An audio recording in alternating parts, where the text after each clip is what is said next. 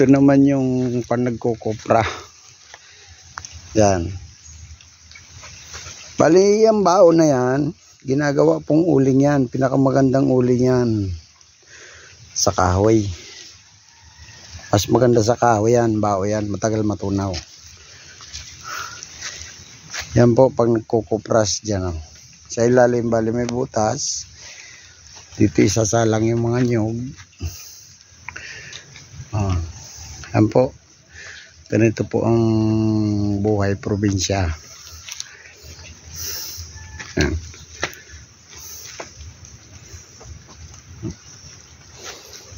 Yan po.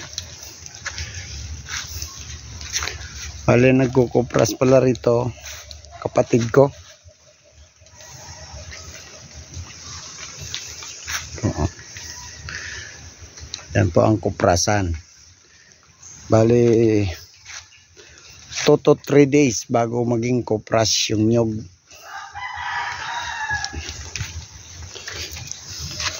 Yan po. Ito naman pong puno yan, yung tinatawag dito yan, nara. Kung sa Bicol, naga ang tawag.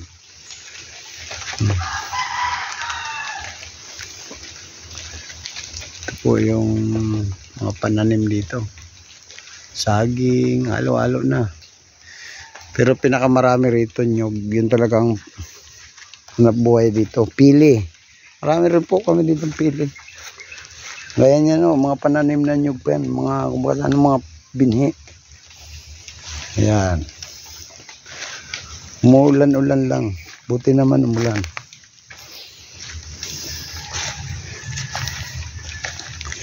Sa muli po, huwag niyong kalimutan mag-like and share sa aking YouTube channel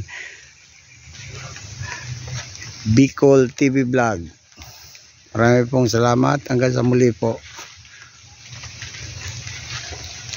Yan po. Oh. Muli po, like and share na lang po ang aking video sa YouTube channel ko, Bicol TV Vlog.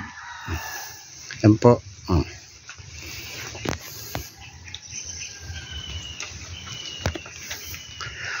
God bless po. Thank you, thank you. Abangan po natin ang next video ng Bicol TV Vlog. Marami pong salamat and God bless.